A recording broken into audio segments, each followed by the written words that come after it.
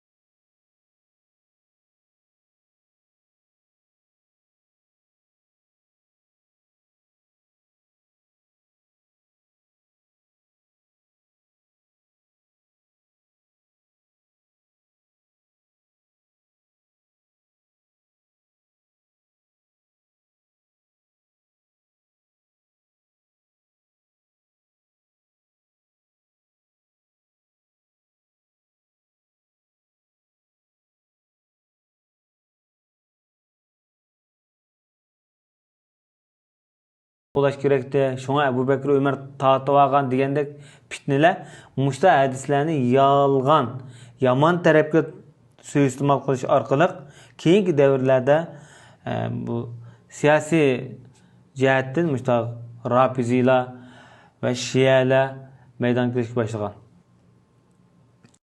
Ama yuqorqi hadisni İmam Ahmad ve Bazzar qatorliq hadis olimlari Abi Said al-Khudri'din, İmam Tabrani Esma bint Umays, Seleme, Hubş ibn Cunade, Abdullah ibn Ömer, Abdullah ibn Abbas, Cabir ibn Samura, Ali, Bara ibn Azib, Zeyd ibn Erqam qatorliq sahabalardan rivayet qilgan bular. Demek bu hadisni rivayet qilgan hadis olimlari nihoyat ko'p. Hatta bu hadisni hadis olimlariga yetkizgan sahabalarning nihoyat ko'p. İmam Bukhari ve Müslim Sahl ibn Sa'd Sa'idi, bu Ensari, Hazret kabilesinden bu sahabe. Bu kişi deydi hem de bu nihayet sahih hadiskende Peygamber Aleyhisselatü Vesselam Hayber günü şundak degen. Men ete bayrakni bir adam gibi berime tutkuzime. Allah Teala bu adamniki kul arkalı Hayber'ni fetih kıldı. Bu adam Allah ve Allah'ın Resulünü yaxşı gördü. O adamı Allah ve Allah'ın Resulü yaxşı gördü degen.